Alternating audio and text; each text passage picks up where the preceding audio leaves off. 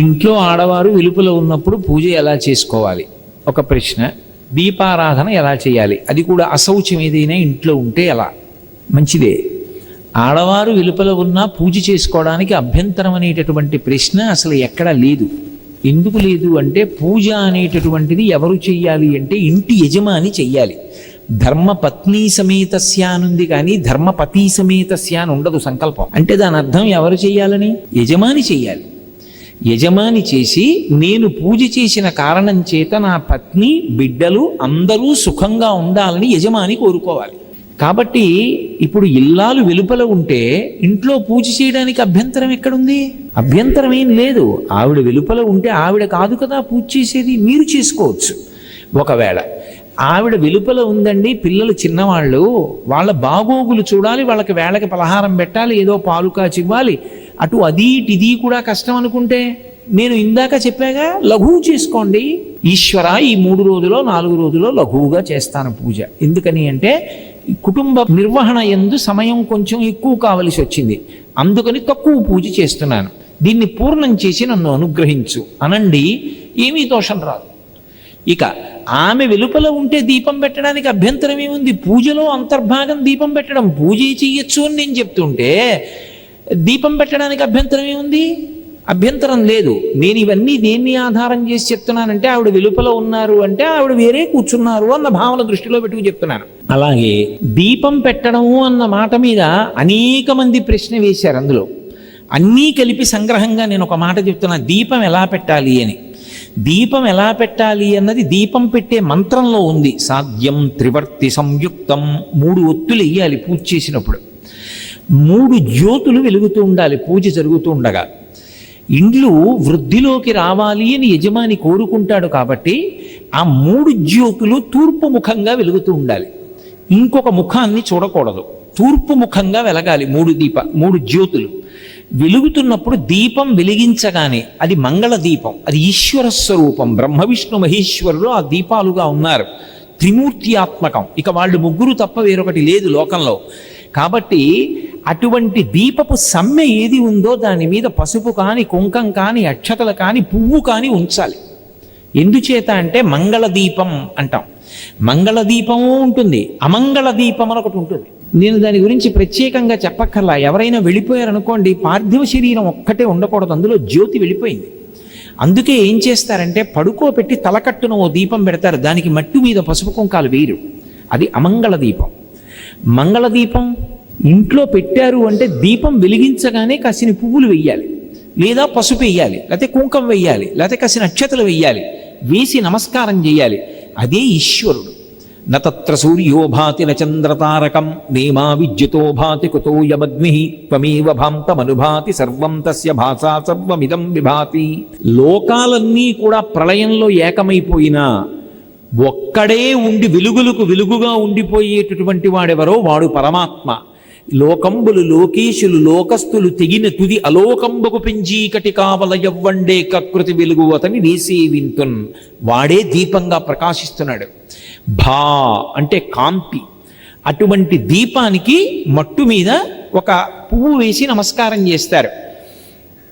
ఇక పూజకి సంబంధించి మీకు ఆవిడ యొక్క సహకారము లోపించిన కారణం చేత కుటుంబ యజమానిగా మీరు నిర్వహించవలసినటువంటి కార్యక్రమాలు నిర్వహించకపోతే ఇంట్లో చాలా ఇబ్బంది ఏర్పడుతుంది. పసిపిల్లలు ఉన్నారు, చాలా కష్టం అనుకుంటే లఘువుగా చేసి వెళ్ళిపోవచ్చు. 5 ఉపచారాలు: ఉమామహేశ్వరాభ్యాం నమః, దీపం, అర్ఘ్యం, పాజ్యం, చందనం, నైవేద్యం, సమాప్తం. ప్రథ 5 చెప్పు, లేదు 16 చెప్పి అక్షతలు వేసి లేచిపో, నైవేద్యం పెట్టి హారతి ఇచ్చేయి, చాలు, పూర్తయిపోతుంది. పూర్తిగా మాత్రం మానకూడదు. ఇంట్లో పూజ ఒకటి జ్ఞాపకం పెట్టుకోండి, ఈ కారణానికే కాదు, ఏటి సూతకంలో కూడా మానకూడదు. చాలామంది తెలియక ఏటి సూతకంలో పూజ మానేస్తూ ఉంటుంటారు. నిత్య పూజ మానకూడదు, కానీ పీటల మీద కూర్చుని నోములు వ్రతాలు చేయకూడదు, కొండల మీదకి వెళ్ళకూడదు, వెంకటాచలం లాంటి క్షేత్రాలకు వెళ్ళకూడదు. తప్ప ఏటి సూతకంలో ఉన్నంతకాలం ఇంట్లో నిత్య పూజ చేసుకోవడానికి ఏ అభ్యంతరమూ లేదు, చేసి తీరాలి కూడా. కాబట్టి ఆ పూజకి ఏ విధమైన దోషమూ రాదు. ఆవు నీతితో పెట్టడం పరమశ్రేష్టం. ఎందుచేత అంటే దానికి ఒక కారణం ఉంది.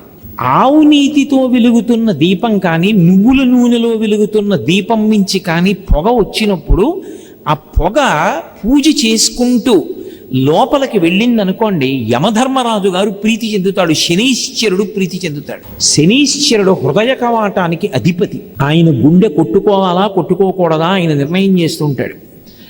ఇప్పుడు ఆ దీపపు పొగ వాసన చూస్తున్నాడు అనుకోండి, హృదయ కవాటం మీద అనుగ్రహం ఉంటుంది, ఈశ్వర కటాక్షం ఉండి గుండె కొట్టుకుంటుందంటే ఆరోగ్యంతో ఉంటాడు. మీరు నమ్మండి నమ్మపోండి, ఈ మధ్య ఒక ఆవిడికి కాకినాడలో గుండె కొట్టుకోవడంలో తేడా వచ్చింది. ఎంత వేగంతో కొట్టుకోవాలో కండరాలు అంత వేగంగా కదలటం లేదు, ఎక్కువ కదలకూడదు, చాలా జాగ్రత్తగా ఉండాలని చెప్పారు. ఆవిడ కొంతకాలం నువ్వుల నూనె దీపం పెట్టి దాని మించి వస్తున్నటువంటి పొగని ఏ పూజ చేయకుండా భర్త గారు పూజ చేసి వెళ్ళిపోయాక పొగని వాసన చూస్తూ కళ్ళు మూసుకొని ధ్యానం చేస్తూ కూర్చునేది.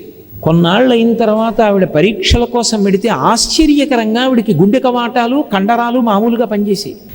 అందుకే కార్తీక మాసం వచ్చినప్పుడు దీపాలు ఎక్కువ పెట్టిస్తారు. కారణం ఏంటంటే బయట చలి, లోపల రక్తనాళాలు కుంచుకుపోతాయి. మళ్ళీ వేడి పెంచడానికి దీపాలు పెట్టి ఆ పొగ ద్వారా ప్రాణుల్ని రక్షిస్తారు. అందుకే కార్తీక పౌర్ణమి నాడు జ్వాలాతోరణం అన్ని దీపాలు వెలిగిస్తారు. ఎక్కడ చూసినా దీపపు కాంతి పడితే చాలు మిగిలిన ప్రాణులన్నీ అభ్యున్నతి పొందుతాయి.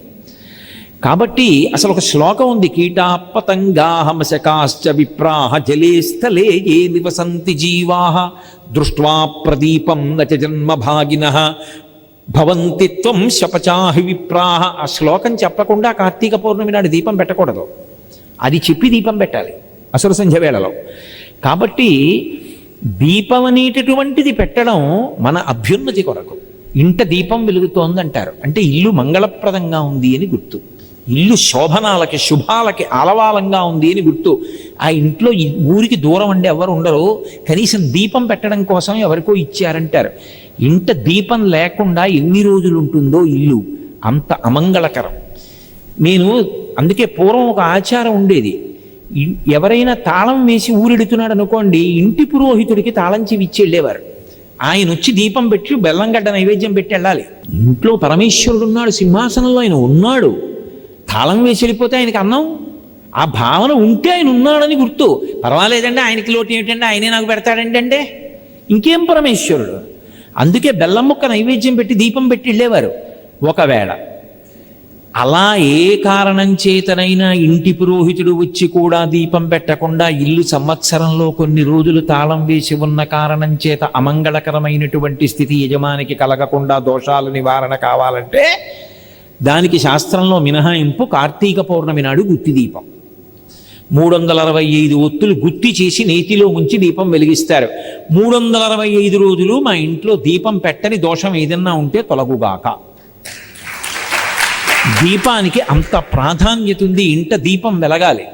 కాబట్టి ఆవిడ సహకారాన్ని బట్టి, ఆవిడ లేకపోతే ఇంట్లో చిన్నపిల్లలు ఉన్నారు పెద్దవాళ్ళు అనుకున్నారు ఉంటే సంగ్రహంగా చేయొచ్చు. దీపం పెట్టడానికి అభ్యంతరం అసలు ఎప్పుడూ లేదు. నేను మీ ప్రశ్నకి సమగ్రంగా జవాబు ఇచ్చాను అనుకుంటున్నాను. సంతోషం.